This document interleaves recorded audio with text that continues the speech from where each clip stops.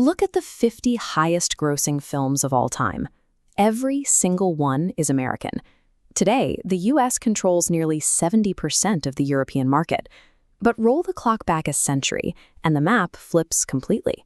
Europe held the biggest film industry on the planet, eventually capturing up to half of the total market inside the United States. The medium as an industry started across the Atlantic. In 1895, the Lumiere brothers opened the world's first commercial movie theater in Paris. Soon after, French directors began pioneering visual effects, while Italian studios built massive, lavishly populated historical epics that established brand new production standards. Europe possessed the initial technological and artistic lead. Their ultimate displacement from the top of the global market remains a complex economic mystery. At the time, the American film industry was clustered mostly in New Jersey, and it was heavily controlled by one primary force, the inventor Thomas Edison. Edison held over 1,000 patents related to making movies. He used them to form the Motion Picture Patents Company, creating a near monopoly that enforced its rules through lawsuits and occasionally hired thugs. Independent filmmakers realized they couldn't survive under those restrictions, so they packed up their equipment and fled 3,000 miles away to escape Edison's jurisdiction. They landed in a small Los Angeles suburb called Hollywood.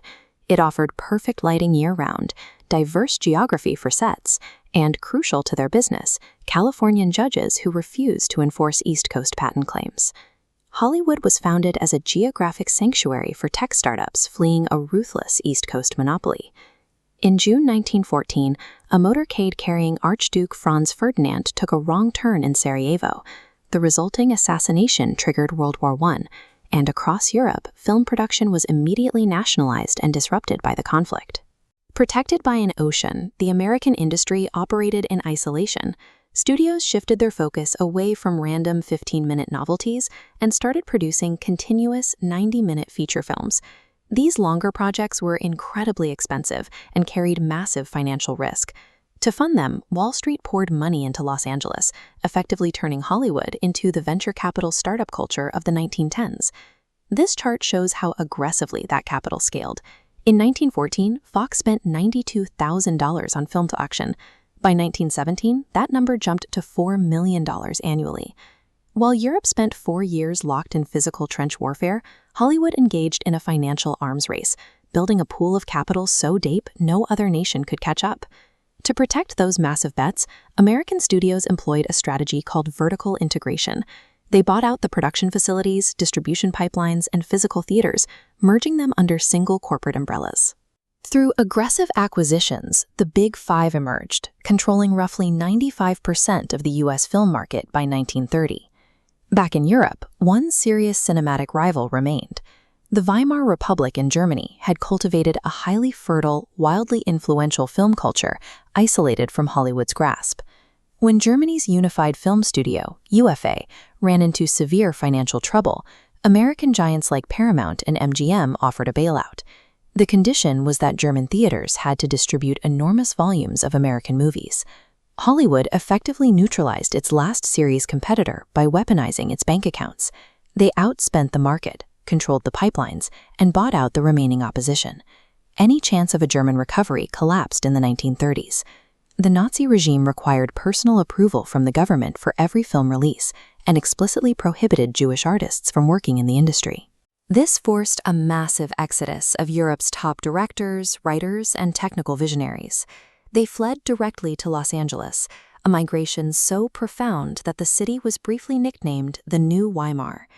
Then came the physical toll of the Second World War. Across London, Berlin, and beyond, movie-making infrastructure, the sound stages, equipment, and studios, was completely leveled. Following the bombing campaigns, the continent rebuilt.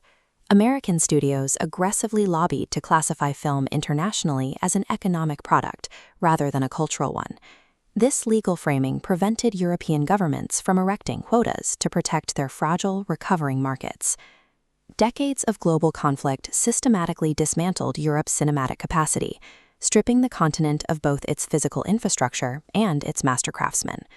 European cinema certainly survives today.